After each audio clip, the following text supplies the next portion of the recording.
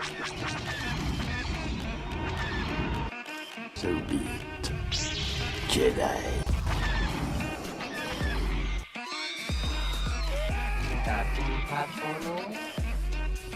He's no good to me dead. You will never find a more wretched hive of scum and villainy. You know what's going on?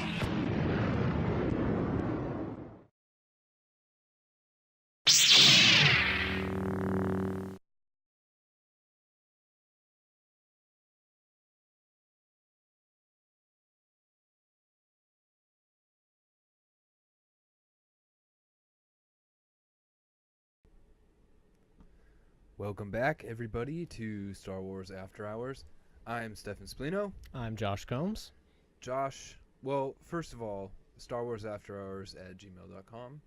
Send us all your questions and other things you might have, and we'll talk about it on the show. Definitely. And also Instagram, Twitter. Twitter's SW After Hours, so sometimes that throws people off of all of the millions of people trying to get a hold of us on Twitter. Yes. Yeah, so get in touch with us there. So I feel like when we last recorded, it was kind of a sour episode. I think we talked about everything that we didn't like for about an hour and a half. Yeah. Yeah. And that was after one viewing. That was after one viewing. So I think we both seen it a couple more times. And I've definitely warmed up to it a lot. Yeah. It's gotten much better for me. Especially like after listening to other things about it, like learning what Rian Johnson was trying to do and how some of it was following George Lucas's plan. Just breaking it down that way. The biggest thing for me, though, was not... I think the first time I went in, I was way overhyped, and I was waiting for the answers to all my questions.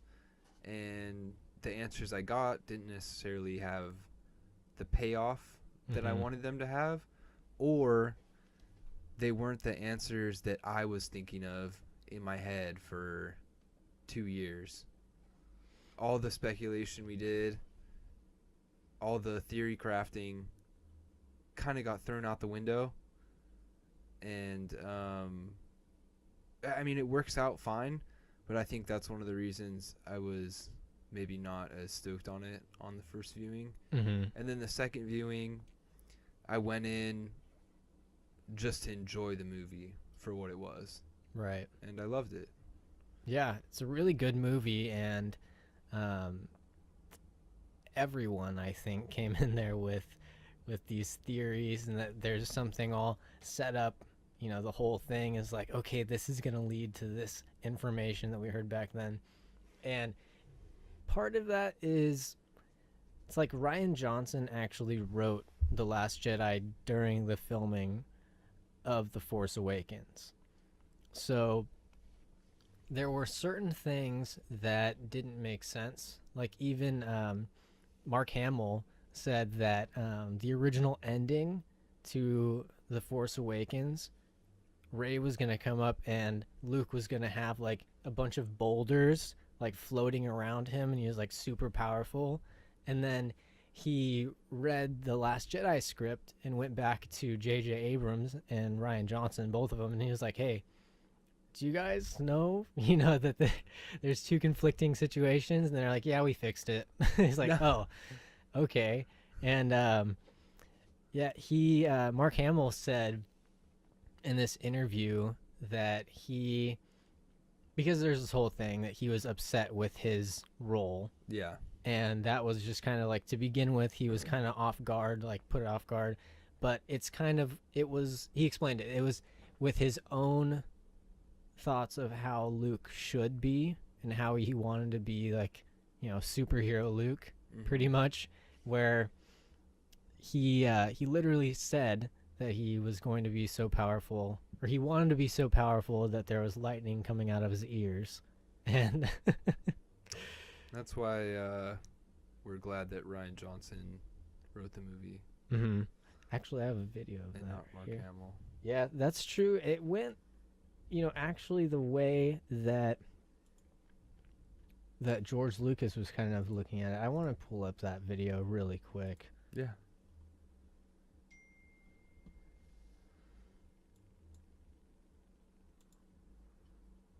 All right. So let me go over here to this.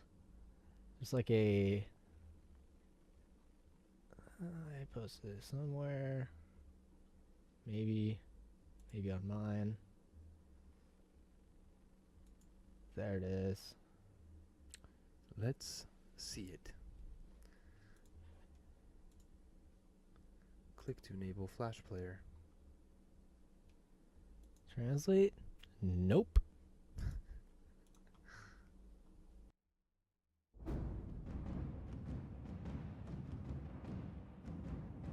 由迪士尼与卢卡斯影业联合出品的《星球大战》系列第8部《星战：最后的绝地武士》目前正在内地热映。影片讲述了恐怖政权第一秩序袭击现实，表现。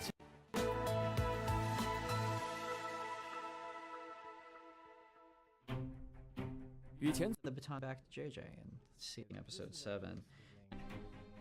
The script that JJ had written with Larry Kasdan and Michael Arndt, and I was also watching the dailies because as I was working on the story, he was shooting episode 7, and it was really just trying to take off from there and figure out, okay, what happens next? Where do these characters go? What's the toughest thing we can put each of them through, and work it very naturally forward in my mind. And then I left it in a place where I hope it has potential for, like, you're going to be excited about the next chapter, and now I hand the baton back to JJ and see where he runs with it. It's surreal. So Carrie, I connected with really quick, just more over writing than over acting, actually. Like she was, and not kind of every detail, every dent.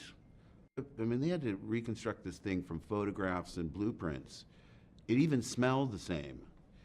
And I sort of got, it was almost like visiting a childhood home you hadn't been to in 30 years. I said, wow. And then my family was with me, and plus the documentary crew was shooting everything. And I didn't want to get emotional on camera, so I said, wait a minute, guys. And I went around and sat in the cockpit to compose myself, and I thought, well, I'm good now. And I looked up and I saw those dice. And it just got me again. It was so unusual and unexpected that I would feel moved the way I did. But it was a culmination of all these experiences I had, and then to be back. And then they were so pushed out of his comfort zone. He's flying spaceships, making wisecracks and being cynical. Why am I? And, I don't like being pushed out of my comfort zone. I thought, well, Harrison is for great drama. Without conflict, there's not drama. And, I don't like, and they were so inseparable in the first one, all the characters. But that makes for great drama.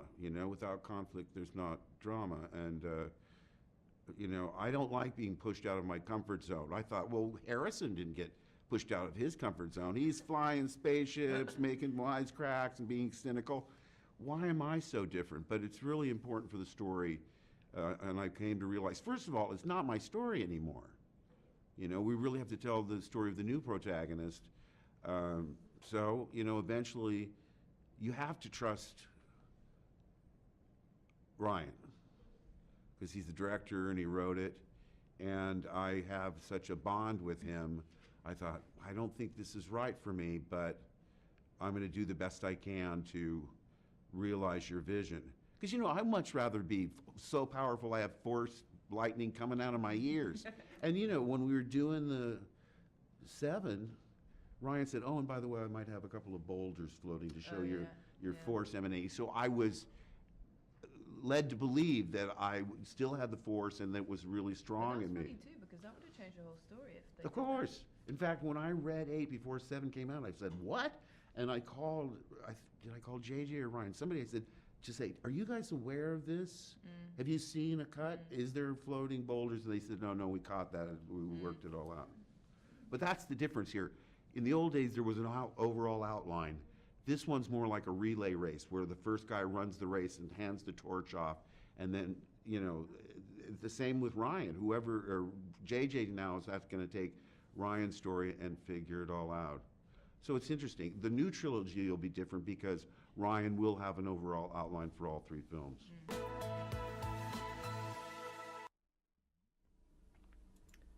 So I think that kind of covered a bit of what, you know, what I just said a little bit, but it was kind of interesting with the fact that it was, he said it's like a relay race, like they're passing the baton rather than kind of coming up with a whole arc and saying, hey, you're going to fill in this area, you're going to fill in this area with your story, but make sure that you work with this. It's like JJ makes his movie and then he's like, okay, Ryan, do whatever you want. And then just change the story however you want. Then imagine if it went to Colin Trevorrow and how different the story would have been. Because I'm actually really happy that JJ's coming back because he can continue on the story, you know, that he built with episode 7. Yeah, no, I think it's for the best that JJ's coming back. It's a little surprising how different they obviously saw Luke, though. JJ, you know, had the Force emanating from him so much that he was floating rocks and stuff at the end of 7, and Ryan stripped it all away. And I think the way Ryan had it actually answered some plot holes, I guess, because Luke, just one off the top of my head, Luke didn't know that Han was dead. He couldn't feel that through the Force. Mm-hmm. Maybe that would have brought him back into the fight if he could actually feel it. And it would have been weird to see him like connected and feeling all this death and like the death of his friends and all the suffering the First Order was causing, and him still be apathetic like on the island if he was connected to the Force. But the way JJ or Ryan had it, like he's disconnected from everything, and he's just exiled himself, and he went there to die, like he says. So he's not really feeling what's going on in the galaxy, and that's why he doesn't care. I think if he was still connected to the Force, it doesn't make sense for him to be so powerful just sitting there, you know. Well, he realizes that he is powerful and then gives up that power out of the fear of himself. I was kind of putting this together today, that the situation with Ben going to the dark side, starting out with Luke seeing these visions and things in Kylo in his dreams, or Ben at that time in his dreams, and seeing that he was going to turn to the dark side, and Luke had that fear in him of what Ben would become, knowing how strong he is. So he pulls out his lightsaber and just, as he says, for that split second, he reacted. And then right after that, he was like, no, this is a dumb idea. I can train him and get it through. But at that same exact moment, he looks down and Ben's looking back up at him. And what are you going to do? There's a saber in your face. Yeah. Just like hold it up and just, yeah. And so it's like Vader killing Padme. Anakin saw, pretty much though. He saw Padme die before. He saw visions of Padme dying. And so the Emperor played him, saying, if you follow me, you can keep Padme from dying. From certain death. Yeah. And he followed along with that and ended up being the reason that she died. So Luke is the reason that Kylo Ren is, Kylo Ren, that Ben turned to Ren. Yeah, I actually didn't have a problem with it as much as some people did. Like, no, not at all. The big thing was like, oh, this is the guy that, redeemed Darth Vader, and he was about to murder a little kid that just doesn't fit the character. And that's not really, like, if you pay attention, that's not really how that went down. Mm-hmm. It's like he saw all of this horrible stuff, and it was more like an instinct. And he even says it was like a fleeting instinct, and then after that, he just felt shame and saw the eyes of a scared boy. Mm-hmm. Exactly. Yeah. And that was the point where he realized that he made a mistake, but it was too late. Yeah, like, people still make mistakes, even if they're Luke Skywalker. Like, Yeah. just because you do one, like, great thing one time doesn't mean that you can't make a mistake somewhere else along down the road. Like, just because he redeemed, his dad and saw that through, it doesn't mean, like, in a different situation at a different time, like, he might not make a little mistake. Like, they're human characters, it's not. Mhm. I never had Yeah. a problem with that. Yeah, and the funny thing, I often get stuck in these Facebook rabbit hole conversations, arguments with people sometimes. Podcast Alliance. That's one of them. Yeah. And I was kind of talking about the fact that everyone, before the sequel trilogy, everyone was like, oh, Luke's a bitch. Like, he's just whiny in the original trilogy. He doesn't do anything. He would have died if the Emperor, he would have been killed by the Emperor if Darth Vader didn't do anything about it. He threw his lightsaber to the ground, and he's like, no, I'm a Jedi like my father, and blah, blah, blah. And so he has always been sort of a pacifist, and went by the actual Jedi code of, you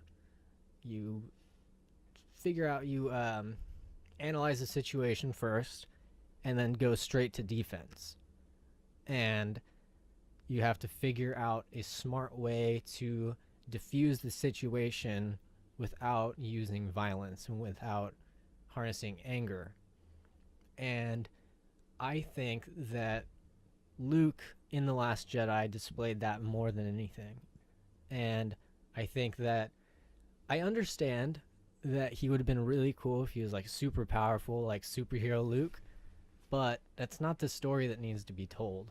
We can go watch freaking Iron Man, Captain America, or whatever if you want to see a superhero movie. If you want to see a good Star Wars movie with like meaning to it, you gotta realize that your heroes are gonna die. Your heroes aren't gonna live up to what you want them to be or what you've looked at them like, since you're a child.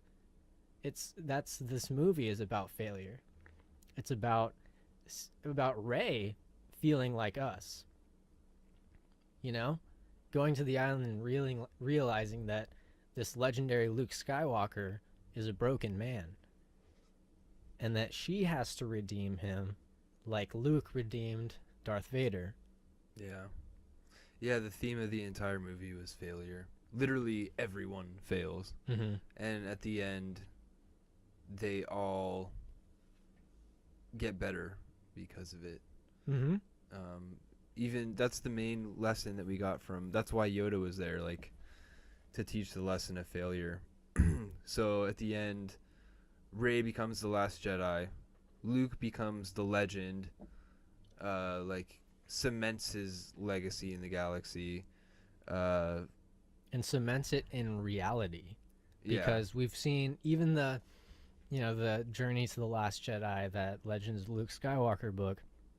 It's basically a bunch of bullshit stories about legends of Luke Skywalker that, probably didn't happen at all. Yeah. But it's just these thoughts that people have built who Luke Skywalker was, and then he's gone. So they're like, okay, there's no hope anymore. We don't have this legendary figure anymore. And this is what brought him back. So it's really the fall of the Resistance and rising back up, in enough. All of them fit in one ship, one very small ship. Yes. and I mean they had to have like a dozen people left, maybe. Yeah, it was like, yeah, probably like 12 people. Yeah, so 12 people, a few droids, you know, some Yeah. porgs. Yeah, but everybody fails. I mean, Poe fails multiple times, and at the end, he's better because of it, and Leia's the one telling people to follow him. He finally takes a second to think. He's like, oh, Luke's going out there.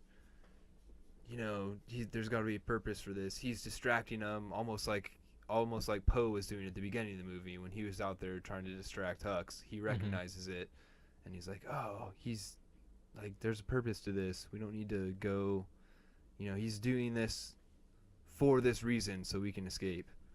And then Finn, instead of running, he is ready to die for the right cause at the end of the movie. So that, like, even if he did die, that act, I feel like, almost completed his character arc, but he's too, I guess, much of a main component to the story to kill off. Too beloved. I guess. And also I kind of put together with Rose, where Rose is pretty much the Last Jedi. Like, she is like the movie, really. Like, Rose? yes, she is a personification of how fans feel, you know, or how we should look at The Last Jedi. A happy-go-lucky, like, dork? No. You had, you know, this view on, like, oh, these are my heroes, everything. Oh, then you no, see okay, I get you. Your heroes fall, and then you're like, well, first you have loss right away. Yeah. You know, the first thing happens, her sister's dead. And she has to rise up from the bottom and be, you know, become a hero. And then fall and then be redeemed at the end. I had a whole... So Rose is like a single thread of like a motif of the entire movie, pretty much, is what you're trying to say? Like, her arc in the movie hits all like the main points of what The Last Jedi is supposed to be. Exactly, without developing a character that you're following the life of. You know, you're following the theme through her. I had like a whole thing that I had... Basically, it was another Facebook thing where people were like, oh, Rose was a useless character, blah, blah, blah. Nah, she was alright, man. And I wrote this whole thing. I was like, dude, Rose is The Last Jedi. Such spunk. Like, not specifically The Last Jedi, but the movie like, itself, the movie, the theme behind the movie. She's the personification of it. I'll have to find what I said and post it or something. Yeah, I could see that. I could foresee that. I could for sure see that. So one character that we have to talk about, Kylo Ren. Where does he go from here?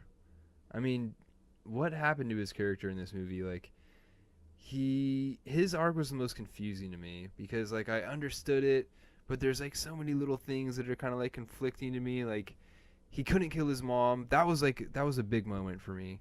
I don't know. A lot of people seem to gloss over it, but I think we talked about it in the pod, like right after the movie came out, and like he has that moment where he can't off his mom. Like, he takes his hand off the trigger and can't do it, and he makes that choice that way.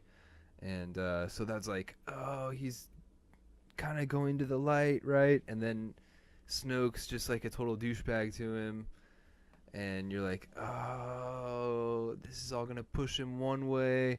And then the big moment happens. As soon as he ignited his lightsaber in the throne room with Rey, I was like, oh, redemption arc. Here we go. This is rad. Where's he gonna go from here? And then Rian just flips the script again, and it's not a redemption arc at all. It's like, I was so sure in that moment. I was like, oh yeah, here we go. And then he just goes right for the throne, and remember in Force Awakens the big line that nobody really understood what he meant by, like, when he was talking to Darth Vader's helmet. He's like, "I will finish what you started." Mm-hmm. You know, in a way, he's kind of doing that because Darth Vader was always like the henchman, like the, you know, second in command, kind of a tool almost. Mm-hmm. And he was never able to. He was a caged animal, really. Yeah, he was never able to ascend to, you know, a true leader of the Empire. He was just like an attack dog almost. He was never a true master of anything, really. Yeah, he never was. He was never a master. He was never granted the rank of master, and that was a very big deal. Yeah, he was never a master, and he never. I mean, he defeated the Emperor, so in a way, rule of two, he became the Emperor for like 3 seconds, and then but not really. He became Anakin again, yeah, and he became then Anakin. killed. Yeah, exactly. Yeah, so I mean, it doesn't really count. So he never was a master at anything. So maybe Kylo Ren did finish what Vader started, not what Anakin Exactly. started. That's what I thought. That's what one of my line of thought was about, because he was like, kill your true enemy. And I think he realizes that, and same thing, Vader, yeah. his true enemy is the Emperor. Yeah. Especially if you read the comics. Abuse him. Mm-hmm. His life sucks because of that guy. Yeah, and it's like the entire time he's trying to gain control by, killing people or doing things, but like he really has no control over himself. He's been put in this, this cage of a suit where he has to rely on other people. Yeah. And it's the same thing with Kylo Ren. He is made to kill his father because Snoke says that will bring him closer to the dark side, and then after that happens, it's still not good enough. Yeah. The deed split you to the core. Yeah, so it's like it's still not good enough for him, so he's like, you need to step it up and keep going. But then when he brings in Rey, then he's like, okay, yeah, but where I saw weakness, Yeah, I think he realizes at that point that Snoke's kind of just like a piece of shit, like, for lack of a better term. Like, yeah, and he's watching their conversations. He's creating that bridging the gap because Kylo doesn't know. That was a huge thing. It was like he says all this stuff like, I knew you weren't gonna be wise enough to resist it or whatever, and Kylo's just sitting there like, I'm right here, dude. I can hear you. Mm-hmm. And then he changes tone like, oh, I knew you weren't strong enough, and then changes tone. He's like, now you're ready to. Yeah. Now you're ready, my faithful apprentice, to, do this. And Kylo's looking at Rey, and they have a special connection. I don't care when anybody says Reylo. Let's do it. They have something. Have some gnarly babies, but he can't kill Rey, dude. Even on Star Killer, like, you see that he has a lot of hate, but he has like a massive soft spot for whatever. Well, I think that he wants her to be his apprentice. The whole time he's looking at her from the start, like, she's powerful.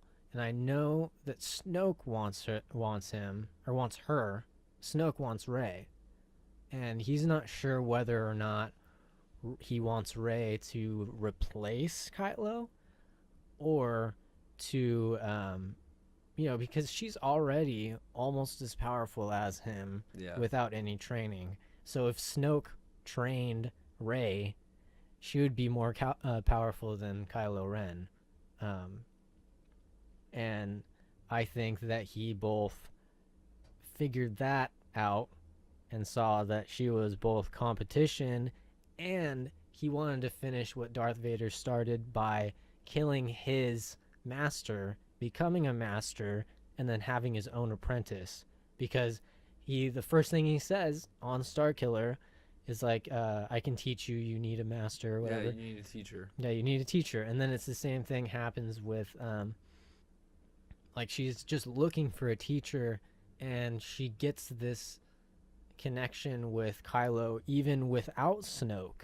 There's this weird connection where you know that they are two sides of the same thing. It's the light, light and dark to meet it, or dark and light to meet it. Same thing, where Snoke thought that Skywalker was the light to meet the same power as Kylo Ren, but really it was just this scavenger girl that came up out of nowhere, like Anakin.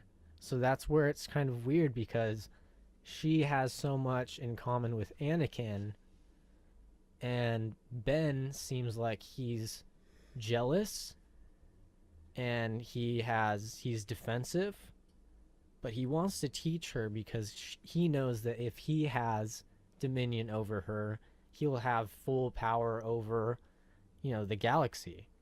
And I think that their visions where, Rey saw him fighting next to each other, and then same thing, Kylo saw the exact same vision.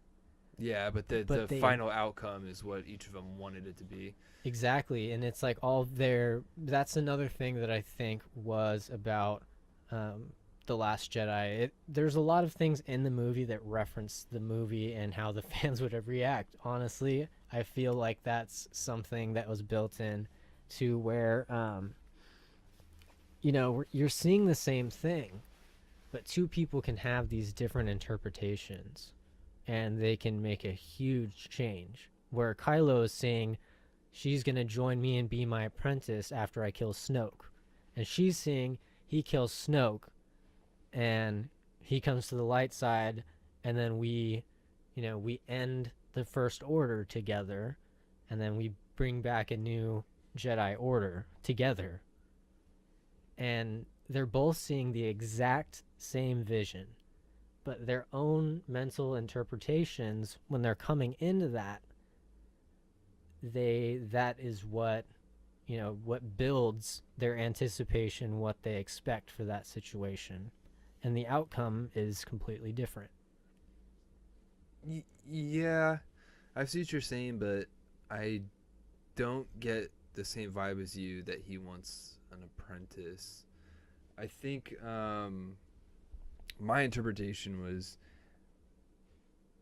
and I have a really hard time parsing out Kylo Ren's character and like his true motivations and what he really wants. Well, that's his point. Like, that's what he is. Yeah, he's kind of a psychopath, but the vibe I kind of get from him, and maybe this is me, like, because I'm sympathetic to the character. I like the character a lot for whatever reason. He's a great actor. Yeah, he is. But the vibe I kind of got from their relationship, Kylo and Rey, was not so much that he wanted an apprentice, but that he sees her at this point almost like as an equal. Mm-hmm. And if you think about him as a character, like, his mom and dad sent him away. He thinks his uncle tried to kill him. Snoke treats him like shit, makes him kill his dad. The guy's miserable. I think inside he's miserable. And he sees Rey, and it's almost like, his equal in the light. Like, she came from nothing. She has nothing. She's been mistreated too. And I think he just wants to... And he even says, like, it's time to kill all this old stuff. The Sith, the Jedi, Snoke, Skywalker, let it all die. Yeah, just let the past die. Yeah, I don't think he wants to take an apprentice. I think he sees her as almost like an equal partner in that way. And I do think they have a special connection. And then, yeah, like I said, I just have a hard time with his character because he can't off his mom. And you're like, oh, there's the light in him. And then, he kills Snoke. Oh, there's the light in him. But it was because he wanted to rule. But was it also because he didn't want to kill Rey? And then you get to Crate, and it's like, oh, there's the dark side. He hates Luke. Mm-hmm. He really hates Luke. And then that passes, and he goes into the base, and he gets the dice, and he has one more Force vision, and he sees Rey, and they look at each other, you know. Mm-hmm. And in that moment, I didn't see like evil Kylo. I saw like scared Ben again. Defeated, scared Ben. So he has like these, it's almost like a Jekyll and Hyde to me for him, where he just goes like, I pay like extra attention to his character because I think Adam Driver is fantastic, and I think he's such an interesting villain, and I just see these wild swings like everywhere for him. So I'm just super curious to see where the character goes in 9 now that he's pretty much he is the supreme leader. Yeah, and I think there's a lot of physical things that explain Kylo Ren. Just his scar alone, I think that's a physical representation of him being torn apart. You know, having that not half and half, but it's like he's on the dark side, but he's being just constantly pulled by that light. It's part of him, but he doesn't want to say it. He wants to fight it, but it's inevitable. And that's the scar. It's, you know, it's like, you know, Harvey Dent, like Two-Face. Yeah. It's like, you know, he's got one side that's like, you know, one side that's like his old self that's just trying to get back in, and that is causing situations like him not killing Leia and stuff like that. But at the same time, he, you know, before the scar and everything, he was still back and forth, but Snoke was like, you know, you need to do this. But once he really does it, once he kills Han, that's where he really gets torn apart, because it's one thing to be like, okay, screw you, Mom and Dad, I'm gonna move and like move into this crazy evil guy's house, like and I think that just, you know, the act of killing Han Solo made that light side pull even more at him. And at the same time, the reaction of the death of Han Solo brought out the anger in Rey and gave her that little bit of dark side within that, kind of the fear and the look on her face. And like in Last Jedi, you know, I see the look on your face. It's the same one, you know, on Starkiller Base, blah, blah, blah. Yeah. In the forest. He ultimately keeps making the wrong decision, and it keeps making him more miserable. Mm-hmm. And so I'm wondering if the tale that this trilogy is going to tell is that some people are just beyond redemption, even if you keep offering them chance after chance, or if by the end of the trilogy, we're gonna see that, you know, some people, no matter how many times they make the wrong choice and how badly they mess up their lives and how miserable they are, there's still hope for them at the end. Mm-hmm. And I think that was, you know, the story of like Return of the Jedi, the same thing. There's still hope at the very end. And I think that Rey will still hold on to that hope with that same thought, because, you know, somehow everyone figured out in the legends of, you know, the galaxy that Luke Skywalker turned Darth Vader at the end. Mm-hmm. And, you know, I don't know how, Luke turned Darth Vader at the end, and Darth Vader defeated the Emperor. And it's like, it's almost common knowledge for people who pay attention to, you know, the stories of Luke Skywalker, the legends of the Jedi. And so I understand where this could end up, and the whole thing would be about his redemption, but I don't think that they would make the same ending.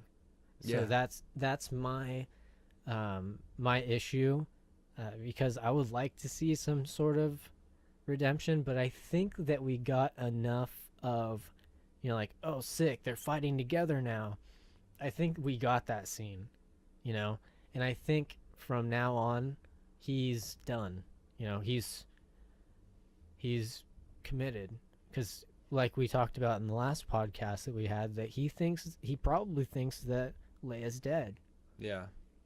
And the fact that he is letting his past die completely and building a new First Order and taking over the role of Supreme Leader, and even taking over Hux, really, taking over his role and being like, hey, you're my little bitch boy, and you're gonna do everything I say.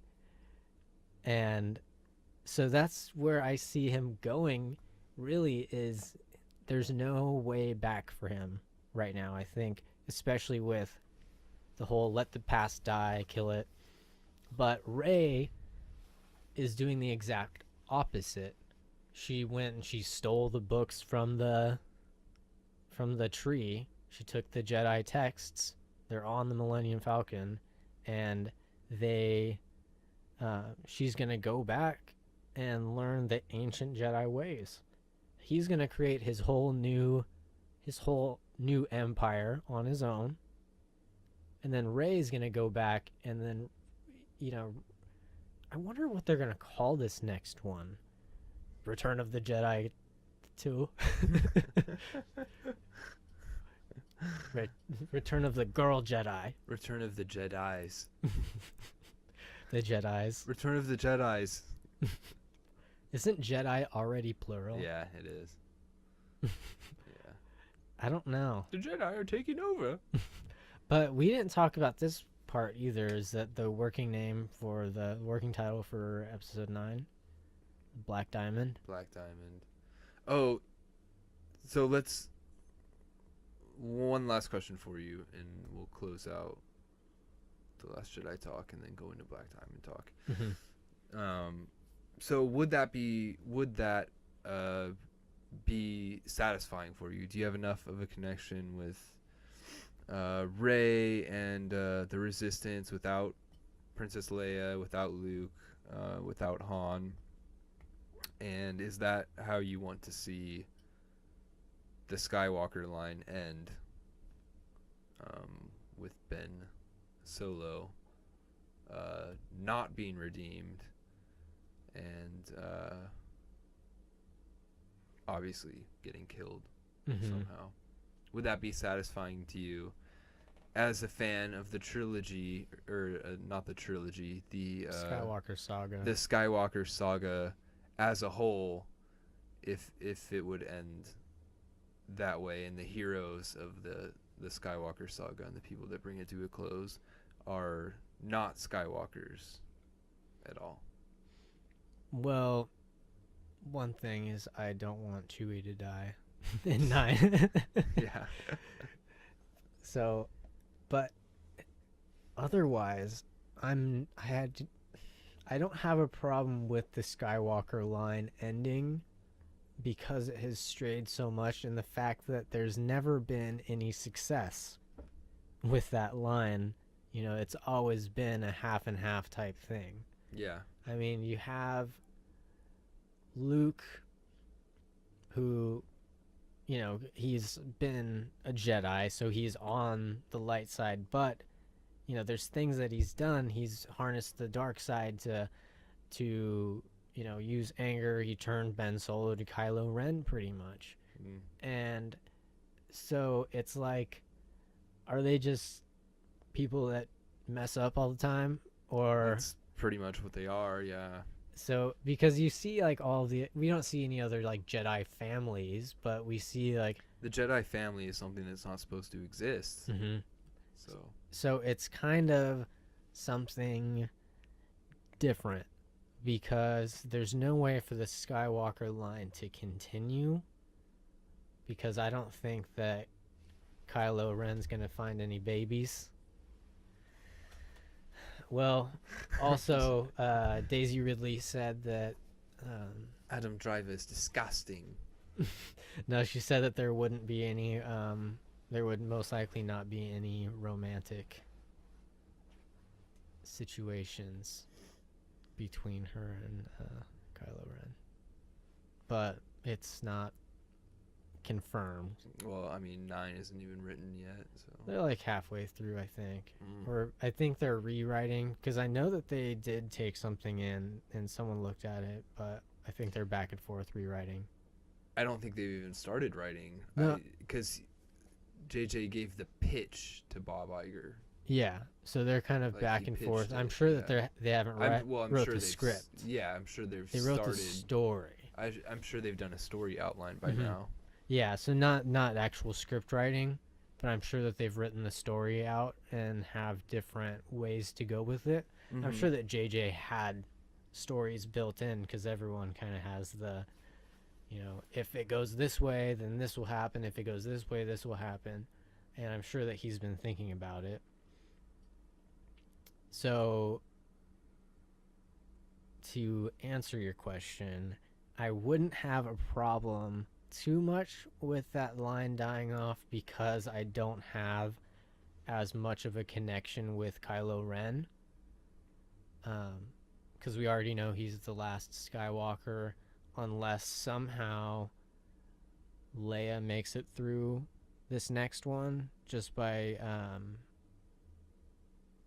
using a time jump or something. She's totally somewhere else in the galaxy, Yeah. and that's the only way I could see that happening, to where the Skywalkers move forward, where Leia just dies of old age at some point. Because I don't know how they're going to work in her death. But Yeah, that's a whole other episode. that's a whole other thing. It's just continuing the Skywalker saga, or if this is going to be the cutoff. And one thing I just really wanted to touch on after listening to that thing with Mark Hamill, that interview, him saying that this was, a relay race type thing, is passing the baton. But Rian Johnson's trilogy is all mapped out, Good.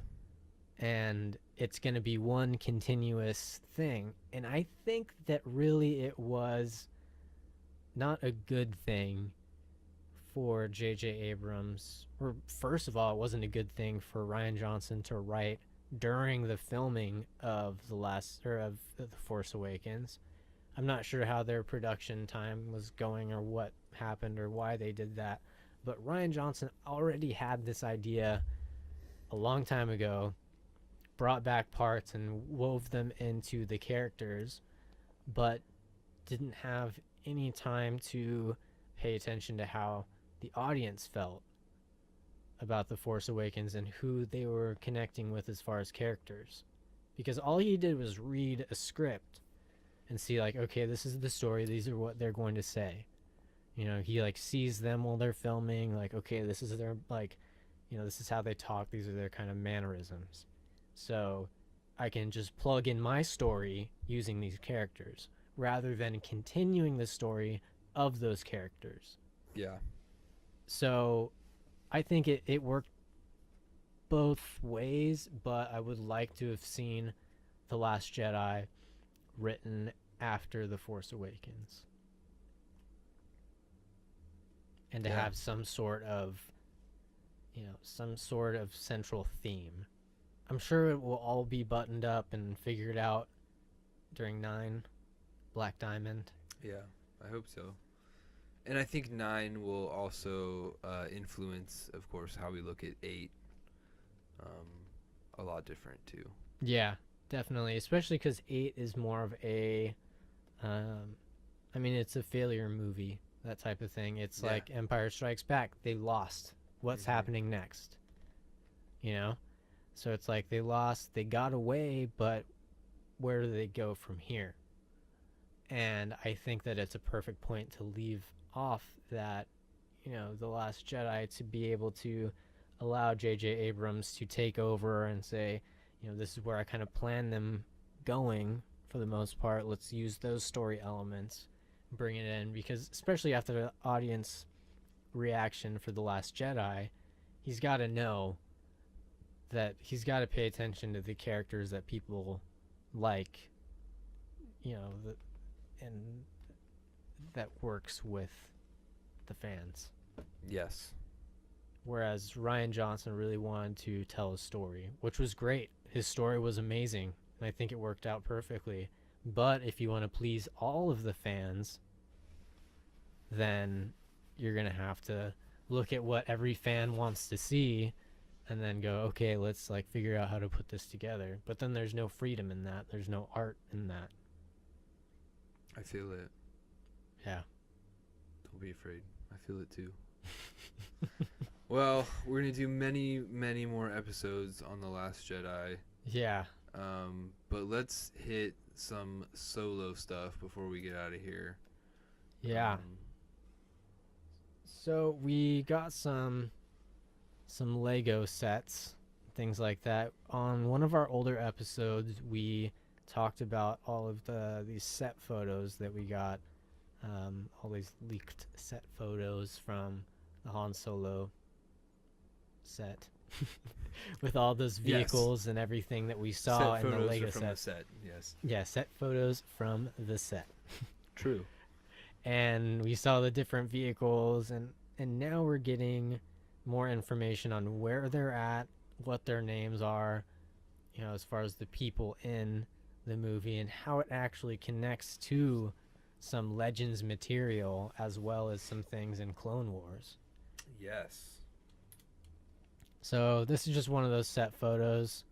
It's a stunt double driving this. Yeah, it's definitely Looks a stunt double. nothing like him, but we have this gigantic troop carrier tank looking speeder behind him, and then we have Han Solo's speeder here, which is again like a late 60s early 70s Mustang spaceship. Yeah, exactly. It's like a Podstang. Podstang. Love Yeah. it. So I'm gonna go to a few things here. First, I'm just gonna go through some of these pictures that we have from, not that, some pictures that I posted up here on the on our Facebook. I also post them on Instagram and things like that about these Lego sets. So first, we're looking at these minifigures. Tobias Beckett. And so we heard that Beckett, It's Woody Harrelson. it's Woody Harrelson. Then here we have Han Solo. Well, first let me go this way, because this it makes it look a bit more confusing. That we have this stormtrooper, an Imperial pilot, and then Han Solo. Mm-hmm. And they are working together. And so I have a feeling that Han Solo started out as an Imperial.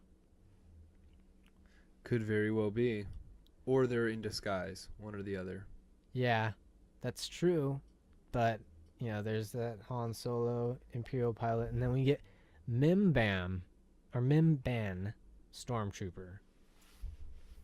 And now, I just want to do a little side thing here and read a little bit about Mimban, and this is actually the canon explanation for it. So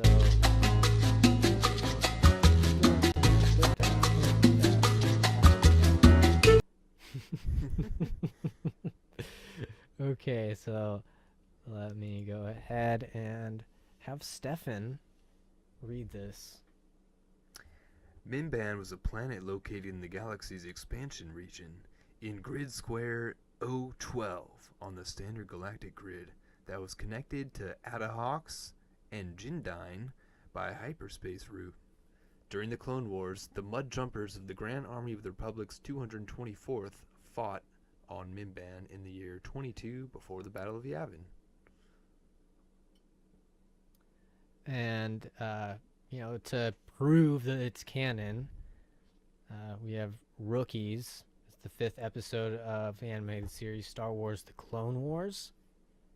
And we also see that it was non-canonically created in a 1978 Star Wars Legends novel, Splinter of the Mind's Eye.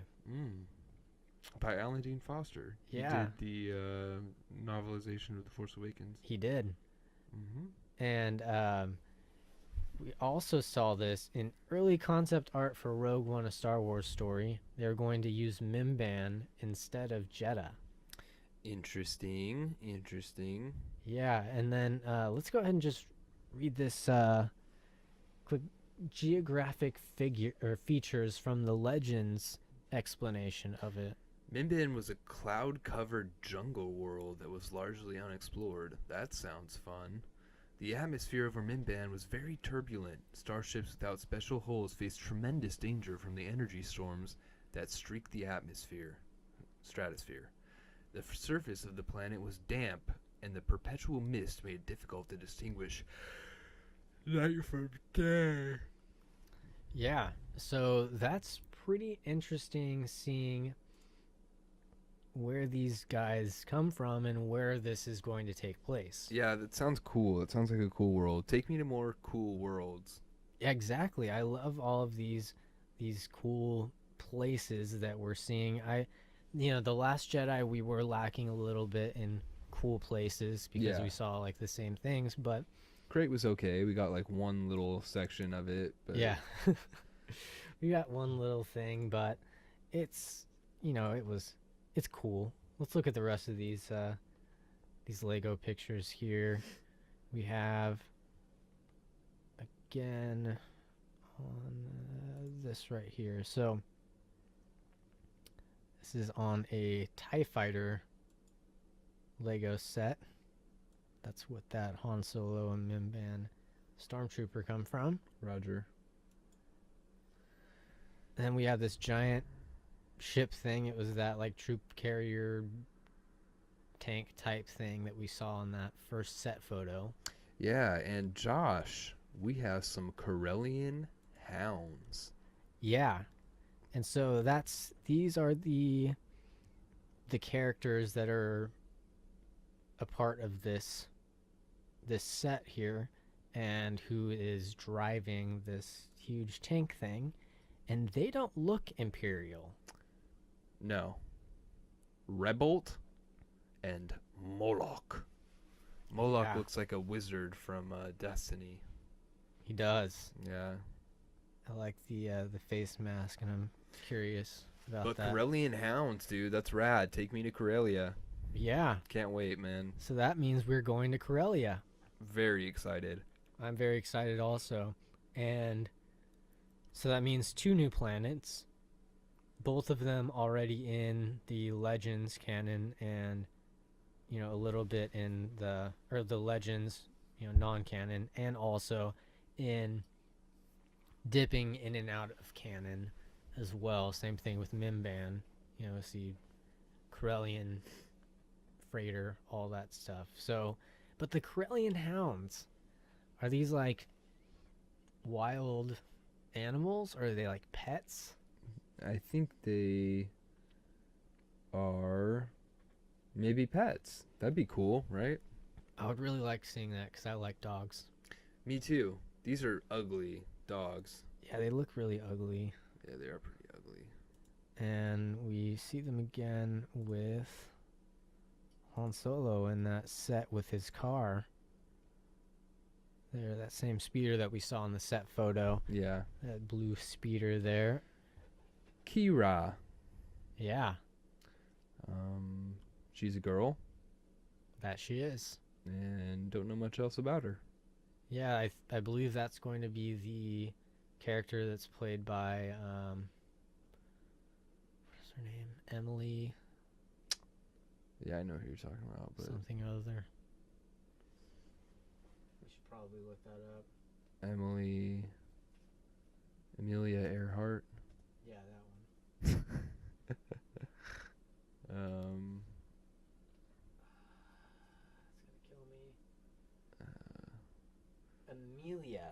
Emilia Clarke. Emilia Clarke, yeah.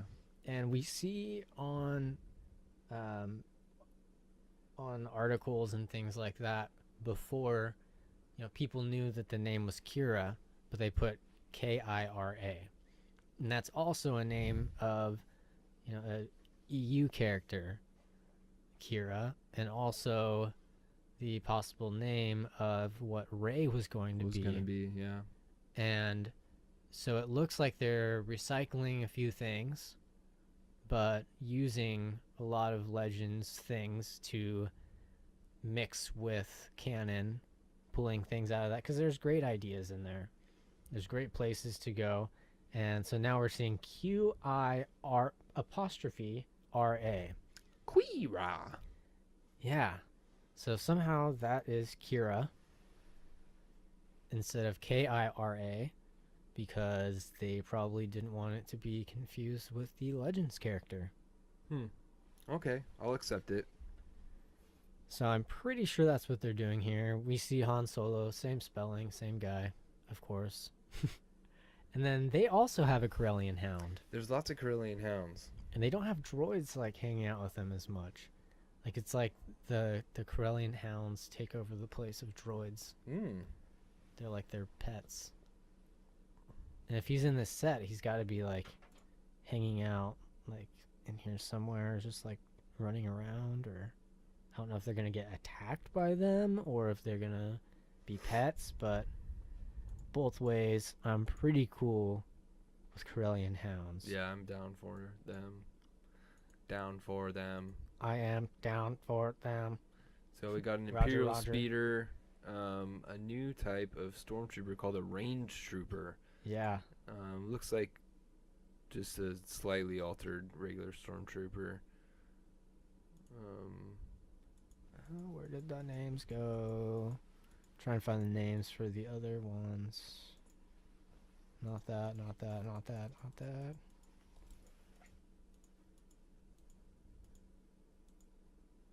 Not that. Anywho. There's these troopers, I didn't get the names of them. It's okay, they're just Imperial officers of some sort. Yeah. And so I remember that I rewatched some of that episode where we looked at the Han Solo set photos. And you described this one as a floating razor blade. Yeah, kind of. And, it does. It looks like two razor blades kind of coming up against each other. With it's like the kind of like Rey's speeder a little bit. Yeah, it does, except sleeker and like all imperialized. More utilitarian type of thing. And then we have the pièce de résistance. The Kessel Run Millennium Falcon. Yeah. And we see that there is this added little part on the front end. You usually see, in that ship, the forked front, basically. Millennium Falcon usually has a forked front. And obviously, that means that something fits in that area. Golly gee, we are going to be hauling some cargo. Yeah. My guess is spice. We're going to have some spice in there. Running some drugs. Yeehaw. Yeah. And there's been debates on what it is. First thing I thought, cargo. Obviously, that's their cargo hold. That's on blueprints. Say that that's where the cargo goes, And people are like, oh, they add that to make it more aerodynamic. Like, that's just more weight, though. I mean, I think it's like they have to have that in there. Maybe they lost that in some sort of situation. The cargo thing fell off. He had to dump it, man. That's why Jabba's so mad at him. That's true. Maybe that is the cargo that Han Solo had to Jabba's dump. cargo, yeah. That's true. And then we see the inhabitants of of the Millennium Falcon here. We have Qi'ra, Han Solo, Chewbacca, whose face looks a little creepy. Yeah, it looks very odd. Yeah, and then Lando. Then we have these two bots. I didn't get their names on here, but we have this one. It looks like some sort of protocol droid, but it only has like one eye. Yeah, it's a spooky protocol droid. How would you explain that? And then we have Sir Tophat McDroidy. McDroiderson? Sir Tophat McDroiderson. Looks like a shitty like R4 unit. He's like a R4 plus a gonk droid. Yeah. So I'm not sure what exactly he's for. He seems like an astromech, but at the same time, he's not as well equipped as the rest. He's not.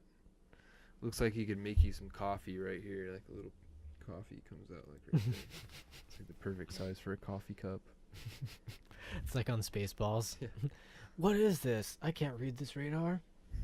That's Mr. Coffee. Yeah, so I think that is all of those Lego sets. Let me just double check. But we got, you know, Mim Bam.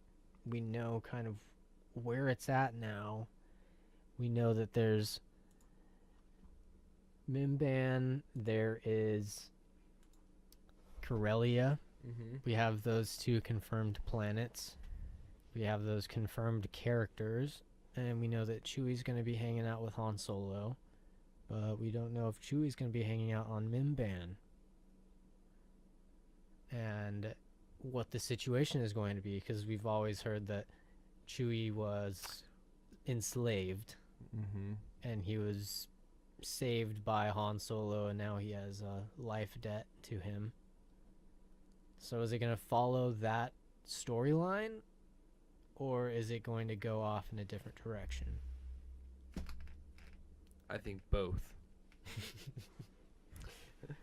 Like The Last Jedi, like Yes. The Force Awakens, like Rogue One. Yes. One other thing, we might see pikes. And pikes are a species in the Clone Wars, and there's a Lego in the Lego set that looks an awful lot like a pike.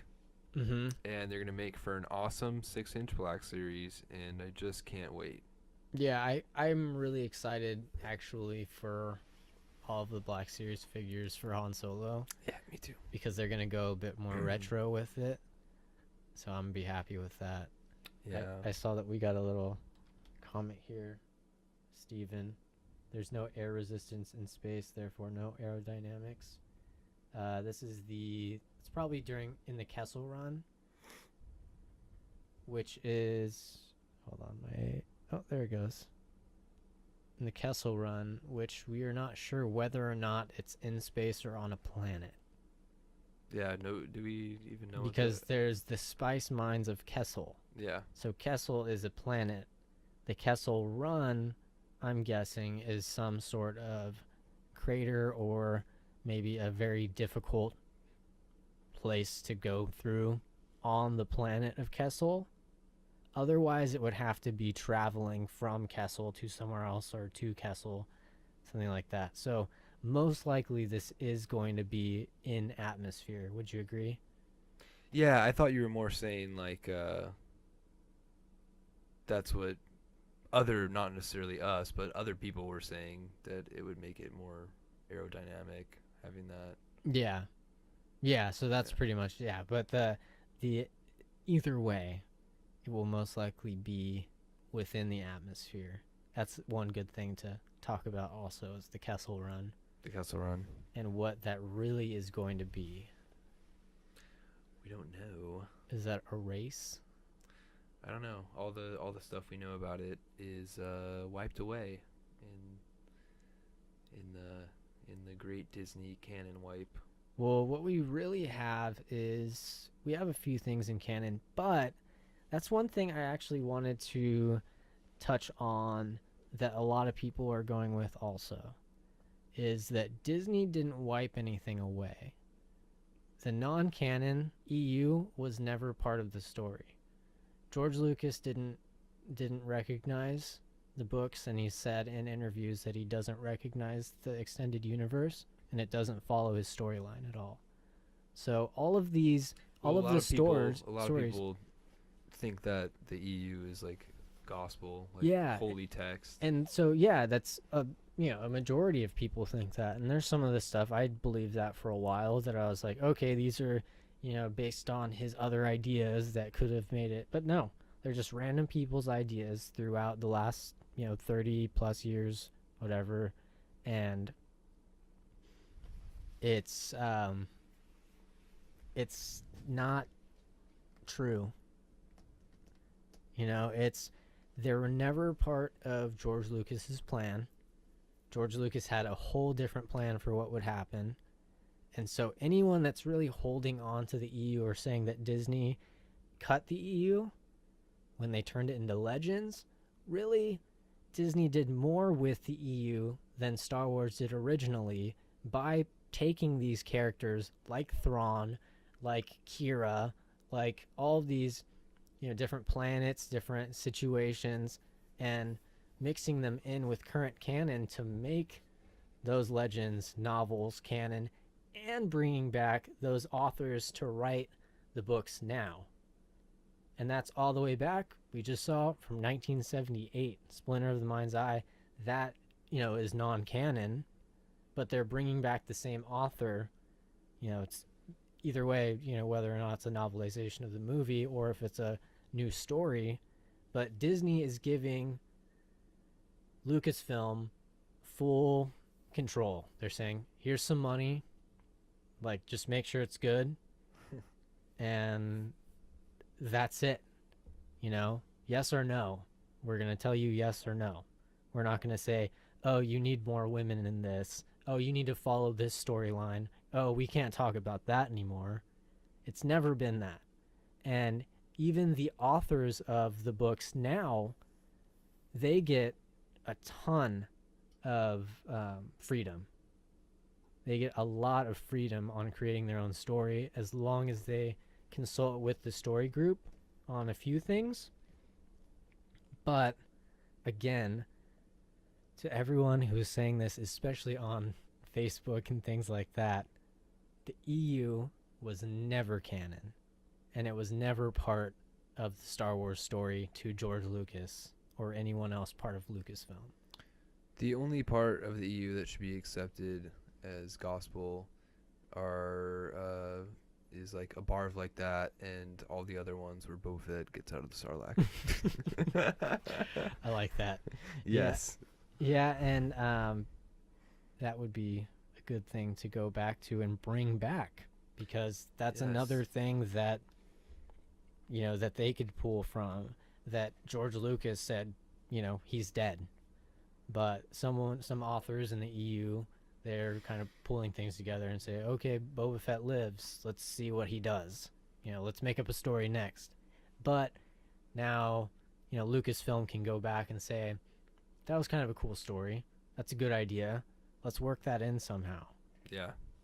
And so I think that Lucasfilm, under the ownership of Disney, is doing more for the EU than Star Wars ever did before under George Lucas. So quit crying. Yeah. Quit crying. Anyways, I think that's a good place to wrap it up for the night. Go to our website, and then through our website, go to mycomicbookshop.com. Get all your comics. Mycomicshop.com. Mycomicshop.com. We've made that mistake saying the wrong thing, but the easiest way is just go to the website and click Go to the thing. website. Also, StarWarsAfterHours@gmail.com. Send in all your questions, and we will answer them on the show. And then we also have audible.com. Go to audibletrial.com/Star Wars After Hours, and you get a free 30-day trial. You get a free audiobook. Right here, there is the Legends of Luke Skywalker, Journey to Star Wars The Last Jedi. We talked about that a little bit, and then coming up pretty soon within the next few months, we're getting the novelization of The Last Jedi, and probably getting a Shakespearean version of The Last Jedi like we have for all of the other episodes of Star Wars. The Force Doth Awaken is a very good audiobook because it's all different actors. It sounds all Shakespearean. It's really cool. It's a lot easier to listen to than read. So the books are great. If you want to go back, even Legends, EU, anything, any Star Wars book is available on audible.com. So you can either click the link on the website, starwarsafterhours.com, or you can go to audibletrial.com/Star Wars After Hours and get any book you want. It doesn't have to be Star Wars, it can be anything. And you keep that book even if you cancel. And if you don't cancel, Audible is pretty cool. You actually get another credit. It's all by credit. So every month you get a credit, and that credit can be used on a book. So what you can do is you can use that credit on a book, and then if you return the book, you get that credit back. So you can just, continually go through, listen to one book, and then return it like a library. And it's really neat. And it's not that expensive. Like, if you think about how much audiobooks and physical books and digital books cost, Audible's a really good resource for listening to cool books. That was a great pitch, dude. Well, yeah, I use it all the time, so it's pretty useful. Really, like, I've been listening to a lot of Star Wars novels, and it's good. It's while you're driving, while you're working, while you're doing anything. Audible's the way to go. Sweet. You can listen to us first, though. Yes. Listen to our podcasts. And now I have to pee and go to sleep. Yeah, definitely. So find everything, StarWarsAfterHours.com, and we will see you live next week. All right, guys. It's been fun.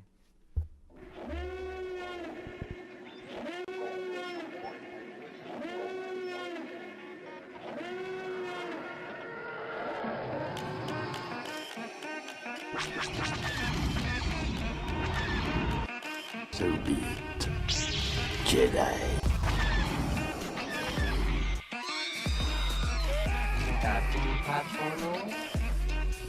He's no good to me dead.